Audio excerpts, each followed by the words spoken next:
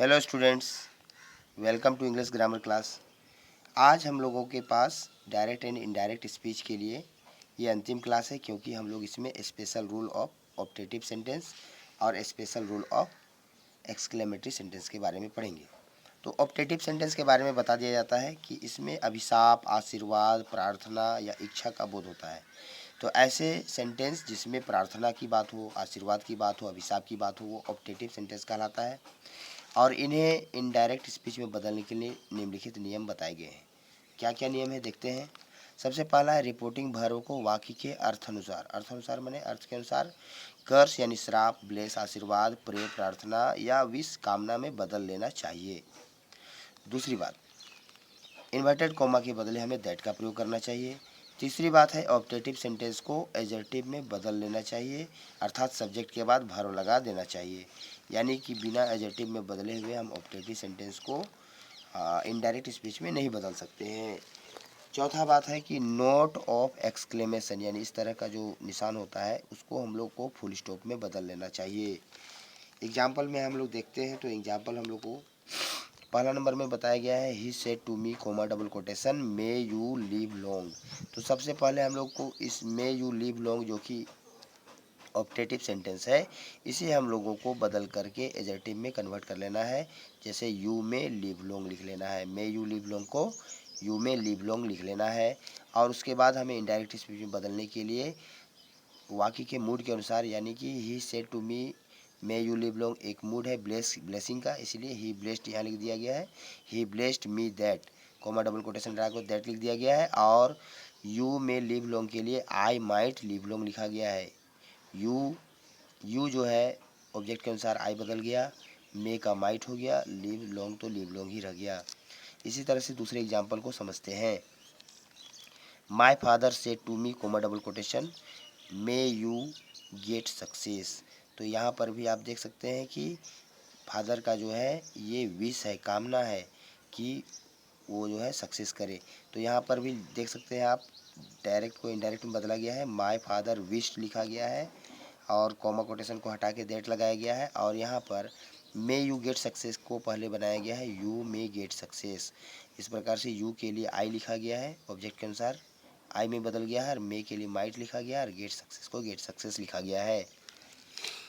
अब यहाँ पर हम लोग कुछ नोट्स की बात कर लें, तो नोट्स में लिखा हुआ है ऐसे वाक्यों में कर्स या प्रे के बाद ऑब्जेक्ट नहीं लगाना चाहिए।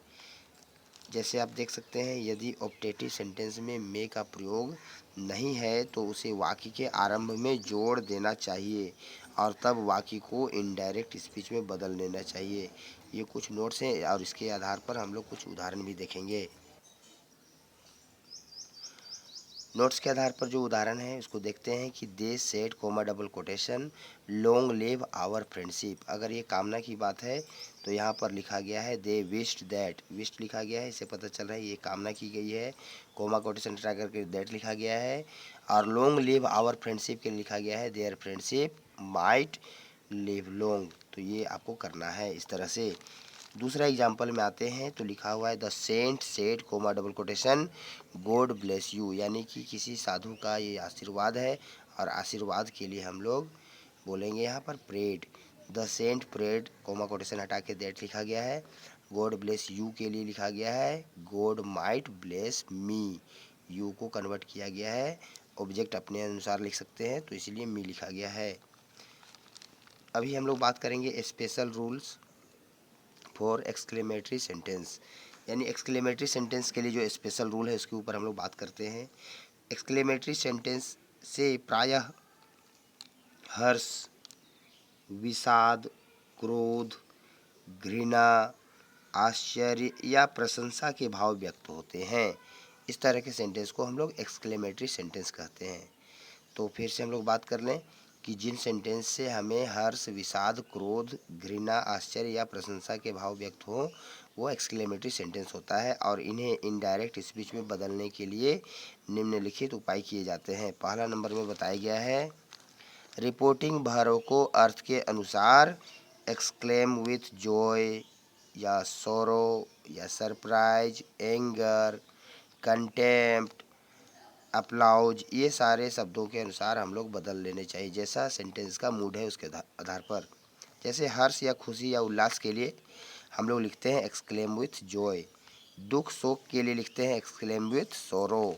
उसी प्रकार से हम लोग आश्चर्य या विस्मय के लिए लिख सकते हैं एक्सक्लेम विथ सरप्राइज, क्रोध के लिए लिखना है एक्सक्लेम विथ एंगर, तिरस्कार या घृणा के लिए लिखना है एक्सक्लेम विथ कॉन्टेम्प्ट, प्रशंसा के लिए लिखना है एक्सक्लेम विथ अप्लाउज, और पश्चाताप या अफसोस के लिए एक्सक्लेम विथ रिग्रेट। इस तरह से हमें लिखना चाहिए। अभी दूसरे नियम में बताया गया है इन्वर्टेड कोमा के बदले दैट लगाना चाहिए। तीसरे नियम में बताया गया है आ, ओ, अलास इत्यादि शब्दों का लोप कर देना चाहिए, इन्हें गायब कर देना चाहिए। उसके बाद चौथे नियम बताया गया है एक्सक्लेमेटरी सेंटेंस को एडजेक्टिव में बदल लेना चाहिए। तो देखिए कुछ उदाहरण दिए गए हैं आपको एडजेक्टिव में बदल करके। एक्सक्लेमेटरी सेंटेंस को एडजेक्टिव में बदला गया है। पहला नंबर में है what a beautiful girl she is, इसे आपको एडजेक्टिव में कन्वर्ट करके लिखना है she is a very beautiful girl. उसी प्रकार से आप what a place it is, इसे लिखा गया है it is a very fine place. उसी तरह से how fast the baby runs, इसे लिखा गया है the baby runs very fast.